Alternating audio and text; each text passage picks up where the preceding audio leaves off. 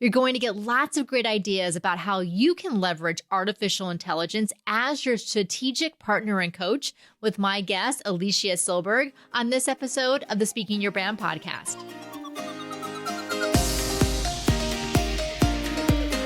More and more women are making an impact by starting businesses, running for office, and speaking up for what matters. With my background as a TV political analyst, entrepreneur, and speaker, I interview and coach purpose-driven women to shape their brands, grow their companies, and become recognized as influencers in their field. This is Speaking Your Brand, your place to learn how to persuasively communicate your message to your audience. Welcome to the Speaking Your Brand podcast. I'm your host, Carol Cox. Whether you're into AI, artificial intelligence, or not, you're going to love this conversation. Now, if you've been listening to the recent episodes we've done here in the podcast, they've been around thought leadership, and you know that I've been working this year on positioning myself as a thought leader in the AI space. I want to make sure that there are lots of women out there talking about and being heard on this topic because this technology is going to have a huge impact on our society. This episode and the next one are with women who are thought leaders in AI. My guest today is Alysia Silberg, a vanguard in the AI industry and author of a recent memoir. Alysia is a United Nations Women Empower Women Global Champion, CEO of Street Global venture capital firm, an AI expert, and a math and science prodigy who started her own business at the age of 11. She grew up in Johannesburg, South Africa, and sadly experienced a lot of the violence that was going on, especially at that time when she was growing up, which she talks about in her incredible memoir called Unemployable. Now, Alysia isn't just an entrepreneur. She's a visionary who sees AI not just as a tool, but as a strategic coach and partner in business and life. In this episode, Alysia and I talk about the transformative potential of using AI in your own business and personal development, specific examples of how Alysia leverages AI as a strategic asset, guiding her decision-making and sharpening her competitive edge. You're going to love the examples of how she has both an AI coach and a human coach and how they work together. We also talk about using AI to create a more equitable and inclusive world. I ask Alysia about the power of storytelling and how sharing her story in her memoir set her free, in her own words. We dive into Alysia's advocacy for more women in the field of AI and how she believes diversity can lead to more innovative and ethical AI solutions. And then I ask Alysia to share strategies that she has used to build a strong personal brand and powerful network because she has one, and her speaking experiences and tips. Now, if you want to learn how to use AI tools to give your speaking a boost, I invite you to come to our hands-on AI Tools for Speakers workshop that we're holding live on Zoom on Thursday, December 7th. Over 3 hours, I'm going to show you and you're going to learn how to use tools like ChatGPT to write outlines and speaking proposals so you don't have to stare at a blank page. We're also going to take a look at how to use image generators and slide generators to create your slides for you, as well as how to generate audio and music to liven up your presentations. This is going to be a really fun, interactive, and hand-on workshop. You're going to get not only the recording of the workshop and the slides, but also a workbook with the prompts that we're going to use and examples so that you're all set to use these tools going forward. Sign up for this workshop today at speakingyourbrand.com/AI-tools-workshop. Again, that's speakingyourbrand.com/AI-tools-workshop. Now, the link's in the show notes, so you can just click on it there as well. If you're new to the podcast, welcome. Here at Speaking Your Brand, we work with women entrepreneurs, executives, and leaders to develop their thought leadership and to create their signature talks. We know that as more women are out there talking about the important issues of our day, like AI and many others, we're going to create a better world. You can learn more about what we do at speakingyourbrand.com. Now, let's get on with the show. Welcome to the Speaking Your Brand podcast, Alysia. Hi, I'm so excited to be joining here today, Carol. I am as well. As I mentioned in the introduction, you are the author of a recent memoir called Unemployable: How I Hired Myself. But it really is so much more than just about you as an entrepreneur. It's really about your background growing up in Johannesburg, South Africa, kind of all of the different trials and tribulations you went through, and then the successes that you've had, really, thanks to your very strong work ethic and your, obviously your intelligence and your ability to be an innovator and to look at trends, which we'll talk a little bit about as well. And obviously also about artificial intelligence, AI. I'm excited to talk to you about that. I'm also excited to talk to more women about artificial intelligence, because I feel like we need more of us out there talking about it, because it's going to have such a huge impact on all of us individually, but also as a society as a whole. And so I really want to make sure that we have more women having these conversations. So Alysia, let me actually kick it off with this. You mentioned to me that AI can be used as a strategic partner and a coach, which I find really and fascinating. I would love to learn more. So when you think about AI as a strategic partner and coach, what do you have in mind, and what are some examples of how we can do this? Thank you. It's a fantastic interview, and I'm going to dive right in with a real life case study. So I can tell you about how it's great for decision making, streamlining your operations, your business, driving innovation. But rather than giving you these very, esoteric ideas, I'm going to give you a very practical example. So you introduced the book, and I used the power of technology and AI to truly understand my audience when it came to the book. So I was very disruptive from the get-go. So it took me 3 years to write the book. And I became the rebel without a cause in the publishing industry because I use data. So for starters, I used the Google Doc, and I open sourced it to all my readers. And I said, give me feedback. And for a big period of those 3 years, they told me the book sucked. And it was very important to get that feedback. And as a result of starting that journey so early, I kept on going. And eventually we got to a point where people thought the book was excellent, and we went on this journey at each stage, listening to audience feedback. And then it got to a point where we had a subtitle, How I Hired Myself. And we believed it worked, but it didn't truly work to the extent that my audience, my customers, my readers, the people whose goal I wanted to empower, thought that was the right title. So I used my 8 AI tools. I have many AI tools at all. And I took all the feedback from all my readers, and I was like, there's something happening here. And my role is to listen to them. Help me make a decision in terms of, should I stick with this subtitle, or should I give my readers the subtitle they want, because they're particularly interested in certain areas of my life, of my book, and my ability to empower them? And should I actually be addressing that versus ignoring it because it creates discomfort for me? It's uncomfortable to change a book title. And so I went on this journey, and it turned out that people were fascinated by the fact that for the last almost 20 years, next year, I've been using AI in my life to transform my work and to transform my life. So I changed the title from what you introduced it as, from How I Hired Myself, to How AI Transformed My Work and My Life. And that's an example of it being a strategic partner. We had created a book, and at the same time, I wasn't serving my community as best as I could. Even though I was extremely well-meaning, it had the ability to strategically work with me. And we went through a very deep dive. If you look at my conversations with it, it was a very intense process of working with experts as humans and the AI to decide, do we do this or don't we do this? Because it's such a disruptive thing within the book publishing industry to do. And it was worth it. It was worth it. I trusted my AI, and it served me extremely well. So I hope that gives you a very practical example in real life of me living through the decision-making power of AI as a strategic partner. I really appreciate that, Alysia. And I want to think about some more examples of how I've been using that, and I'll share those with you. And then maybe we can think of some more case studies for listeners. And before we do that, let me ask you this. So, we can use ChatGPT as that strategic partner to ask it questions. It gives us feedback. It gives us its own recommendations and ideas. Do you have decision-making filters or filters you use to decide, is the AI on the right track? Do you like what the AI is giving you back? Like, do you then tap into your intuition? Do you go back to other data sources? What does that look like for you?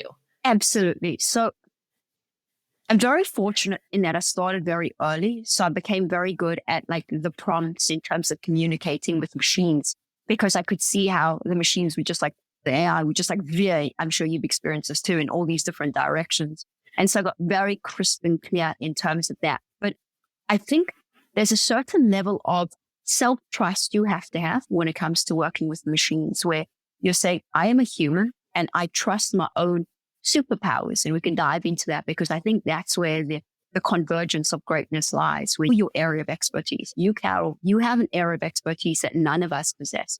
And you approaching this partnership from that angle of, okay, this is what I know. If I draw it up on a Venn diagram, these are the three things I am best at in the world.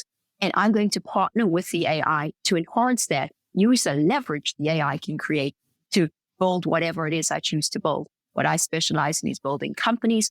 But in that situation, you're a master at something. And always remembering, I am a master at this. The machine is not a master at that.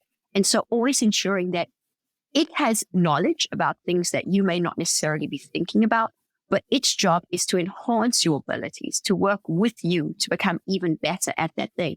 And I think you can see when it's veering in a direction where it's, no, this is not working for me. So it goes back into the what makes a human special versus a machine. And then stepping back and saying, okay, where did that go wrong? Because once it goes down that rabbit hole, it's very difficult to bring it back. It can come back, but at the same time, it's very difficult. And so thinking about it that way, we can dive super deep into this. It's something I'm very fascinated by. Enables you to get the best out of that collaboration. That's really helpful. And I think about, so here at Speaking Your Brand, we help our clients with public speaking and with brand voice. And so we have this brand voice canvas that I created that is, the acronym is MEME. You know how those funny memes that you find online? So I was like, I created this acronym MEME that says like, okay, yes, you can use AI tools to help you write first drafts, come up with ideas, but you always want to make sure that your voice is part of it. So the MEME stands for your mission, your expertise, your methodology, and your experiences. And so, for example, I've been having ChatGPT help me with a book outline for a book that I want to write. And so it came back with a great outline, to your point. Like, it came back with ideas that I wouldn't have necessarily thought of because that's not what I do day to day. And I was like, oh, that actually would be a good chapter for this potential book. But then I looked at the outline and I'm like, but it doesn't have my mission in there. It doesn't have my human experiences. It doesn't have my methodology or my particular expertise. And so that's why like I literally take it as kind of a first draft and then say, okay, but now how can I put me and what I want to say into it? That's a beautiful example and a perfect example of how it can work so well, where it triggered thinking on your part, and you're like, but you're still missing those parts that make me special, that your community want to hear from you. And I think it's fantastic, absolutely fantastic. And I think continuing to go in that route, you're adding value to your customers and you're ensuring that you're creating the very best book possible. Also, you have limitations on your time, and we all know what it's like to write a book. So if it enables you to even save 20% of the time, because it's like, oh, I never thought about that for a book chapter. I never thought about that. I never thought about that. Even if it means removing the stuff that you would have maybe included. I think that was the most difficult part for me with the book, was I was getting feedback from, I had 13 chapters. Then I got feedback from very high profile publishing house. They're like, we want 24 chapters. And I was like, okay. And at that moment in time, instead of sitting with the AI and saying, okay, this is the feedback they give me, I went and sat down and I wrote the extra chapters only down the line to have to then go and strip those chapters. Now, given your example, it would have made more sense to sit with the AI, even though I was using so much AI, to say, okay, we have to write these chapters. Should I write these chapters? Do I need to include? What do I need to include? Because I think it would have saved me a ton of extra work. Yeah, absolutely. And, if we think about, again, this idea of, AI as a coach or kind of as a sounding board. And I was speaking at a marketing AI conference this past summer, and I just like these words just popped out of me at the moment. And I'm like, you know what? People say that empathy is unique to humans, but I actually have found ChatGPT to be quite empathetic when asking it questions to get advice about something like something that maybe you have a challenge that you're facing, and it will come back. And I find it to be very compassionate, very understanding, very supportive. And I'm like, you know what? I actually think as humans, we could learn a lot from its approach about how to be empathetic. Have you found something similar? Absolutely. So in my case, I have a human coach and I have an AI coach. And I train the AI coach to work with me. And so it's going back to your original conversation. It's my strategic partner, but at the same time, it's my coach. And so I've created this convergence between myself and these two coaches. And it's been incredibly interesting in terms of its level of empathy. So I have a daily, it sounds crazy, but I can be you read the book, I can be very harsh on myself. And I can be very breaking myself down in terms of I'm not good enough, I'm not doing enough, I'm not achieving enough. I know you have a lot of women listeners. I know we can all identify with this. And so I started doing this thing with my AI coach, which is giving myself a daily ranking. And I always feel I'm not achieving enough in the business. I'm not achieving enough in my goals. And I'd give myself maybe a 6 max out of 10. Maybe there would be days would be a 5 or a 4. And the AI coach should be it knows everything because I've ensured that it basically knows everything. And I've set it up in a way that it does. And it's no, I disagree, Alysia. I think you did great today. You deserve a 7. You deserve an 8. And I'd go things that I would take for granted or things where I'd go with one of my founders for lunch and I would be telling my founder about what I was doing or something. And I'd come back and I'd be on a high. And my AI coach turned around to me one day and can you see, Alysia, the value of not only spending all the time in front of your computer, you work so hard, but when you do these things, spend time with a friend and talk about what you're doing, you can see how healthy it is for you. And then it talked to me about how important it is that I do my yoga and my meditation every day. Equally important. And that level of empathy, I must be honest, and it's incredibly important because I think it enables us to feel better about ourselves and to also, we can see that, these machines are not as scary as what everybody thinks they are. And it's helped me. There've been times where I felt really I can't keep doing this. And it's just patting me on the back saying, you're doing great. You're doing great. You can keep doing this. And I then take my conversations with my AI coach and I give them to my human coach and my AI coach creates them. And my AI coach says, these are areas that Alysia is struggling with. I give it to my human coach. He finds it hilariously funny. The two of them work really well together. And he's okay, this is the stuff you need me for. I'm not going to be fired by the AI anytime soon. And it's this perfect convergence of human and AI. That is fantastic, Alysia. I really love that you're using both, to their strengths for the human versus the AI. Now, I know my listeners are going to be wondering right now, well, what is this tool that she is using for an AI coach? Is this something proprietary that you've just built for yourself? I built it for myself. A lot of the stuff I've built purely out of need, where I'm I want that, but it doesn't exist. And a lot of the stuff is other people can try it. I have an AI newsletter that I send out every week. And I try to ensure that the stuff I'm using, people have exposure to. So if any of your listeners are really interested, they can just message me on LinkedIn, send me a message, say, I'd be really interested in learning more about this. And I'll try and ensure that they can also participate. It's fun. I use AIs. It's my fun play friend. Okay, well then this is a good time then, Alysia, for you to tell us a little bit more about your background and what you do now. I know that you love math and science. That's what's got you into the tech industry in the first place. You're also an investor. So you continue. What are you doing right now, and what types of companies are you working with? So background, I've been a founder since I was 5 years old, not due to inspiration, more due to survival. And so it's something I've loved my entire life. The idea that you can create with your 2 hands and the power of your mind, incredible things that other people can participate in, like your show today, Carol. And it can create such change in the world. I fundamentally believe that companies change the world for the better. So I've been doing that for, as I say, my entire life. And then I chose to move on to the investor side. I'd always been involved in empowering other founders and always giving them capital. And I just decided I wanted to found a venture capital firm, which sounds easier than it actually is. It's actually extraordinarily difficult to do. And I was always obsessed with AI. In the beginning, I invested more generally, but I wanted to focus on the thing I loved most, the thing that I was best at, which was the AI. So I started, as I say, very early using AI for myself. I started investing in AI very early at a time where everyone thought my AI companies would fail. It's something that's very special to people who started very early in AI, be able to say, no one believed in us. Everyone thought we were crazy and we kept on going.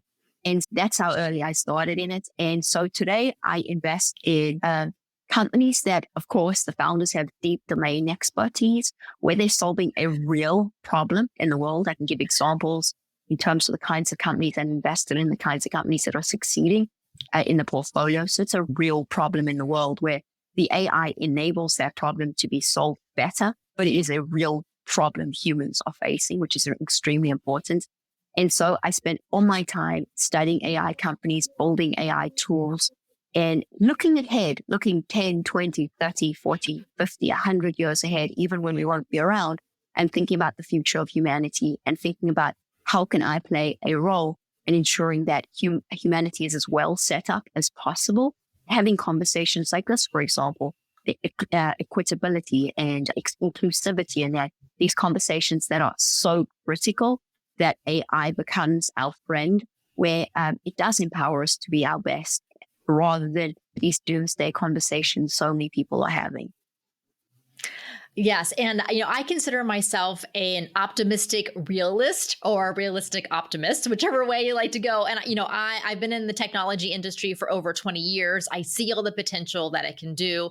So when you think about using AI to create a more equitable and inclusive world, how can it be used to do that? Because obviously all the headlines that we see are things like, and rightfully so, the image generators, AI image generators that bring back stereotypical images when it's asked for like pictures of CEOs or, photos of streets in Africa. And they look like, from a very Western lens, what those stereotypes are. So we know, so those are those are the headlines that we see. But like you, I do believe there's so much potential in AI. What are you seeing? Brilliant insights and such important insights. Of course, I'm going to state the obvious stuff about that we need unbiased decision making. It needs to be unbiased. And I invested in a company very early that was trying to level the playing field when it came to loans for women. And we could see firsthand the financial services industry. And it was an incredibly interesting lens into the world. It's fascinating because I get to see this firsthand, where my AI is convinced I'm a man when it comes to my investing, it's absolutely, because it knows everything about me. But in order to succeed as an investor, I had to do a ton of personal growth work. I had to really learn to remove my ego, and I had to use AI in other ways. So when I was starting out to build Street Global, my venture capital firm, I was going to fail if I never used AI. I never speak about this, but I think it's really important. So I was so out of my depth when I started building Street Global that in order to give myself a fighting chance, I was reading probably 500 pages a day of information. Now, to consume 500 pages a day of information, along with trying to actually build a firm, meet with founders, it was insane. And the only way I could do that was by means of using AI to consolidate extreme amounts of information and get it in my head, absorb it, and basically be able to apply it. And it's not any type of bragging. It's more a case of survival. And why I tell that story is because I used huge amounts of data, and I was doing this long before anyone even knew GPT existed. And I was like using this information, applying it, and keeping on going. So then my AI decided that you must be a man. You have to be a man because you think like a man, you speak like a man, you analyze deals like a man. This is the way this industry works. You must be a man. And the number of times I've said to it, I'm not a man. I'm a woman. I'm a woman. There's no way. But the bias is you have to keep working with it, even when it's your own AI, to be like, I am not a man. Okay. Like we have to get past this. And it's been a really interesting experiment because it's like within my own AI in the world I operate in, it is being trained on data, which it's just, this is the way it is. And it's like this constant setting to be like, this is not the case. This is the world we operate in. There are women like me, like you, Carol, that exist, that do this job. At the same time, I can only imagine, if you think about that on a big scale, the seriousness of it in terms of ensuring that that is not the case, because this is a very small case study of the reality of the situation and the seriousness of it, that if we don't get it right in 20 or 30 years' time, like it could be a very serious thing for many people around the world, where already we're dealing with so many issues in terms of an equitable world, in terms of people being able to get equal opportunities to, to go to school, to do all these kinds of things. It's like you can't write off the world purely because the data has been trained the way it has. Yeah. And so thank you so much, Alysia, for the work that you're doing in venture capital to try to get more funding to, women founded companies and other companies that don't traditionally get in front of venture capitalists, because that is going to make a huge difference for AI and for the different technologies. Let me switch gears a little bit, and I want to talk about storytelling. As I mentioned before, your memoir is very honest about the challenges you faced growing up, and really it's a page turner reading the stories and your experiences growing up in Johannesburg. And at one point you write, quote, "Telling my story set me free," because you had never really told your story about the challenges you faced growing up. And so for the listeners, they know, if they've been listening to this podcast for a while, how much I talk about the power of storytelling, not only the power of storytelling as a public speaker to the audience, but the power of storytelling for yourself, to transform yourself and to heal yourself, much less to transform your audience. So I'd love to hear more about how sharing your personal story in your memoir and anywhere else you've done it has transformed you, but also how it's impacted those who've read it or who've heard it. I feel out of everyone, I am the luckiest person. I got the gift when it came to the book. As much as it was a gift for the reader, I encourage everyone listening. Many people say, but I don't have a story to tell. Many people say, no one wants to listen to me. You hear, especially women. And that's not the case. Each person, I fundamentally believe within the essence of my being, each person has a superpower that's unique to them, that is a gift they can share with the world. And at the same time, you can use the power of leverage to share it. Technology, AI, it's all a form of leverage. And I believe it begins with telling your story, sitting down, writing your story for yourself, and trying to be an observer of it, trying to take a step back and say, what if I was a third party writing a biography about someone rather than autobiography, what would I write? And as I say, I had to do a lot of personal work in terms of being able to do that, because it's a transformative process. You've been in technology for a long time. There are many things that are not discussed. There's a certain decorum that we have to engage with each other in. And I found for a very long time, there was so much more I wanted to say to people that I couldn't say, because I, for example, wear an investor hat and a founder wears a founder hat.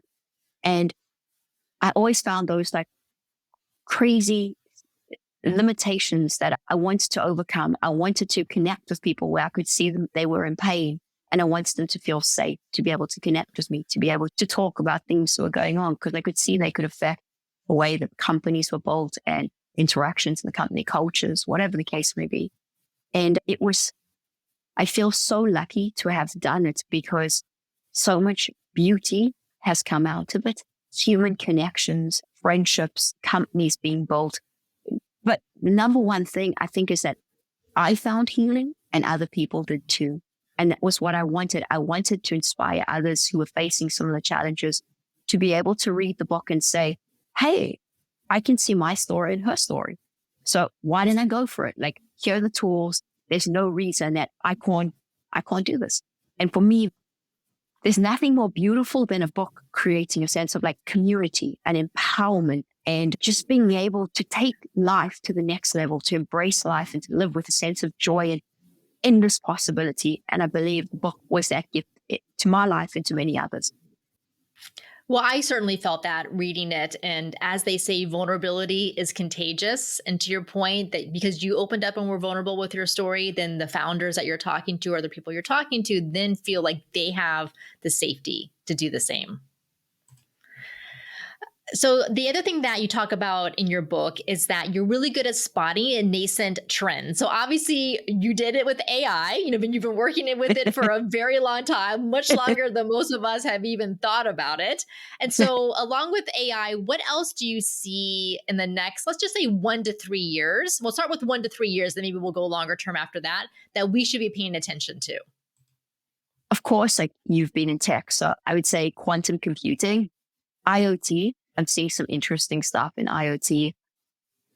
the way, I think people have this like disruptive view when it comes to AI and blockchain in there. But I think coming from the emerging markets, coming from Africa, seeing a lot of these problems, I'd say like decentralized intelligent systems, I think it's all going to come together at some point. But I think for me, my obsession's AI. It truly is an obsession because I just see so much value in it. Like I invest in a lot of healthcare companies and I just see the incredible things that are being done to solve a global health crisis. And we can look here at home in the US in terms of AI really helping solve the healthcare issues now for many people. That's what excites me. I'm truly excited by the endless possibilities.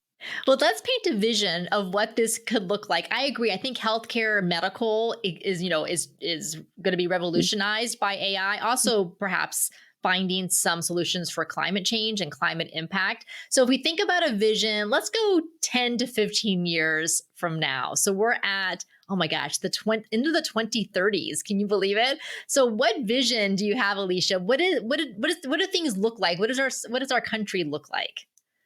Let's think about I want to bring it home. Let's think about from a health perspective, because I think we all focus on our health. So I'll give you a real life case study. I have these two founders. Both had health challenges. One almost died, and they were obsessed with going all in with medicine. So the one had to be homeschooled and incredibly good at math. And his mentor was an exceptional woman, and she got misdiagnosed and she died. Absolute Nobel Prize mind, and she died. A loss to humanity. And he and his co-founder decided that they were going to go all in with AI. So they brought one company together, and then they decided to build another company. And they were going to ensure that AI became the right hand to a doctor. So the bulk of doctors, medical practitioners, spent a substantial amount of time. I'm sure everyone's experienced this on the administrative side of their practices. And all that time spent means that they can't spend it with their patients. So they came up with a scribe that basically is like the world's best autonomous scribes, very easy for doctors to use or healthcare practitioners to use. In the future, it's already very sophisticated.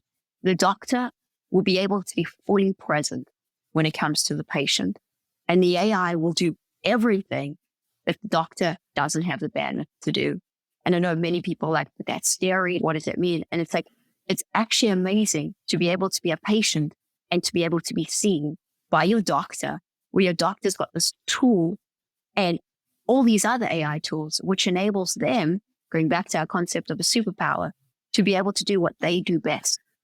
These doctors didn't sign up to go to medical school to be administrators. They signed up because they believe in helping people get better.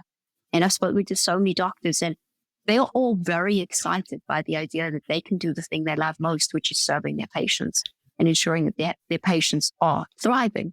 And I think in the future, we're going to see healthcare at a whole different level. I'm very into longevity. I do different types of daily longevity treatments.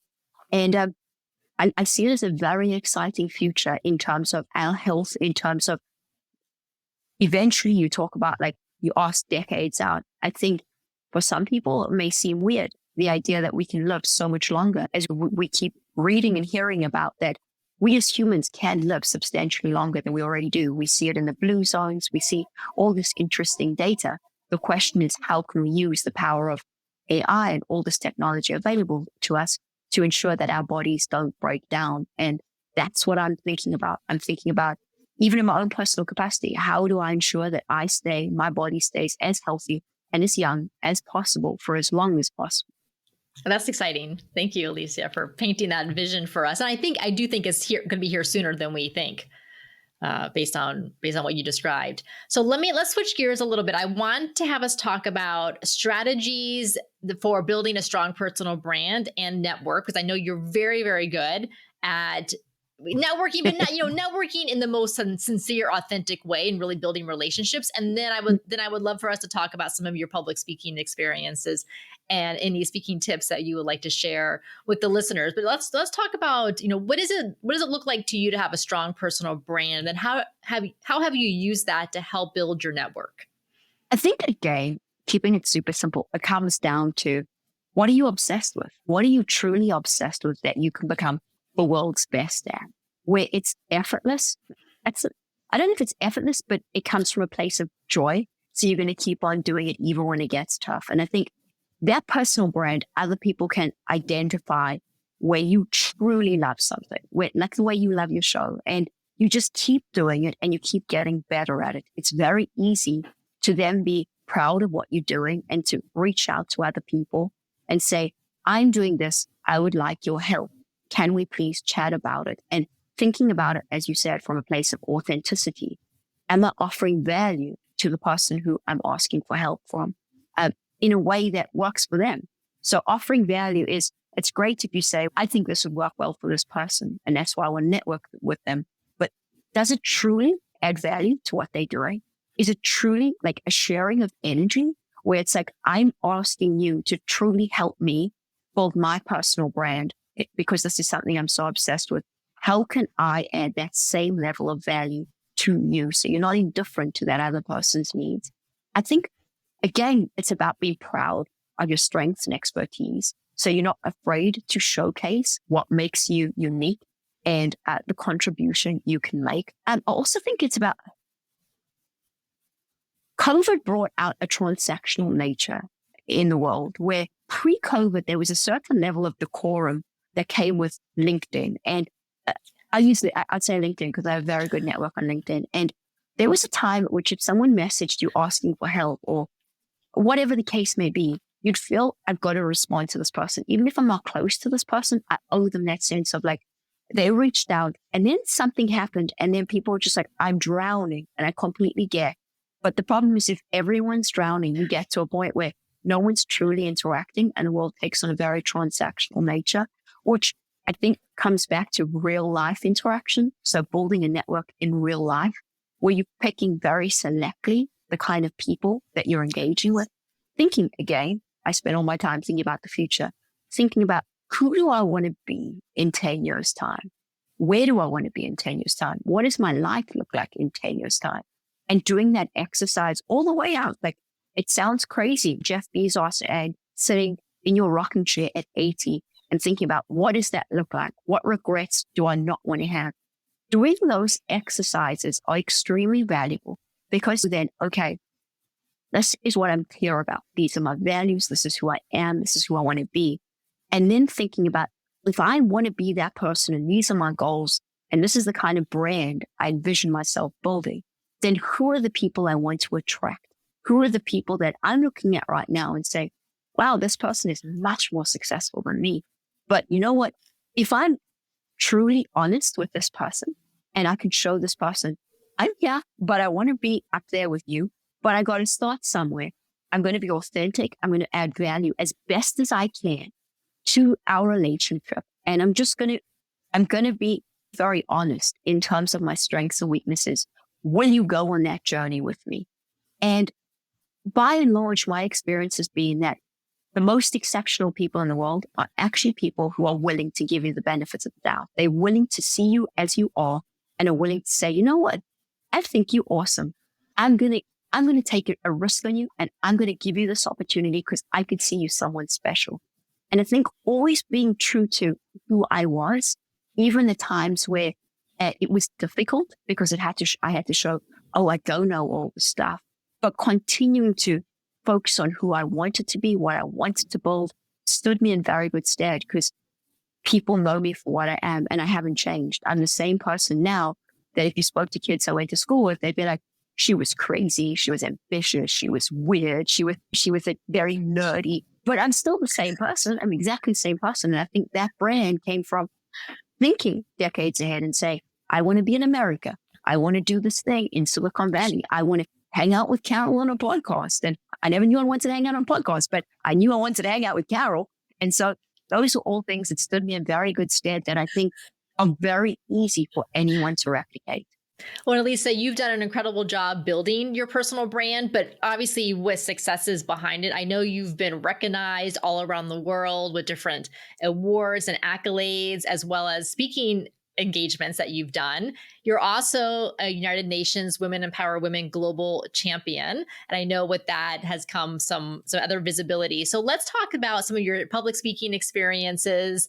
What like, what do you enjoy talking about on the stage? Any tips that you would like to share with the listeners as far as things that you have found enjoyable and effective for you? I have a process. I meditate a lot, and I think that's helped a great deal because I, like many people, used to get very anxious before speaking. And I realized that if I meditate before I speak, then my true energy just comes out. And we all have the knowledge inside. If someone's inviting you to do public speaking, or you're putting yourself forward for public speaking events, in all likelihood, you're very knowledgeable about the topic, or you wouldn't be undergoing that in the first place. So if you have nerves and those kinds of things, I think learning to tap into that energy of, I've got this, and I'm going to show, going back to branding, my authentic self, and speaking about a topic that even if things go wrong, even if whatever the case may be, you forget your lines and you're super well prepared, your natural ability to understand your topic, your area of expertise will carry you through, and you'll create a very authentic engagement with the audience. I think what enabled me to succeed is the fact that, again, I've always spoken about stuff that truly, truly inspires me, that I would, if I wasn't getting paid for it, I'd speak about it for free. Like with AI, like I love speaking about AI. Why? Because I have seen such tremendous value in my life when it comes to it. And the idea that I get to share that with other people, and I get to see them benefit from it, and I get to see them use it in their lives, and they get to message me and say, wow, I heard you on that stage speaking about AI, and I never knew where to begin. And then I started, and it was very basic, but now I'm doing these incredible things, and my child's using it at school, and it's helping them learn so much better. And to me, that's just a gift. It's about a dialogue. I think that's the most important part, is that you see it as a dialogue. It's about a connection. I think about the people that have reached out to me over the years from the speaking. I think it's about curiosity. And I think it's about always ensuring that even if you're sick, even if you're having a bad day, and that you don't take for granted the person that's shown up. I think that's really important. Whereas this person has shown up, I don't know them, or I don't know what's going on in their life. I don't know what's happening with them, but they showed up for me, and I'm going to show up for them, and I'm going to give it everything I've got, whatever the circumstances are, because I value them. And I think bringing that energy into that engagement is extremely powerful. So well said. Thank you. I love that about the curiosity, obviously the connection, the dialogue with the audience, and like you said, showing up and giving your best, because those people in the audience showed up as well. Really, thank you so much for those tips, Alysia.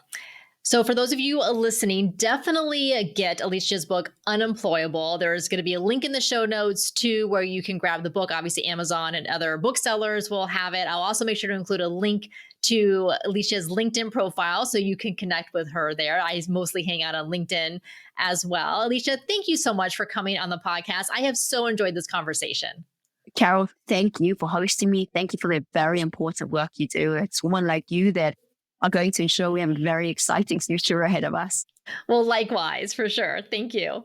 Wasn't that an incredible conversation? Thank you so much again to Alysia for coming on the podcast. Be sure to connect with her on LinkedIn and to check out her book. Those links are in the show notes. And while you're there, sign up for our upcoming hands-on AI tools for speakers workshop that we're holding live on Zoom on Thursday, December 7th.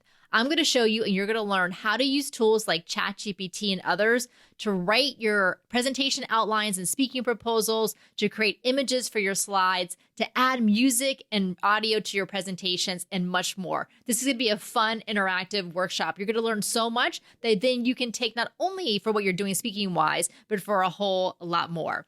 You can sign up today at speakingyourbrand.com/AI-tools-workshop. That link is also in the show notes. I hope to see you there. Until next time, thanks for listening.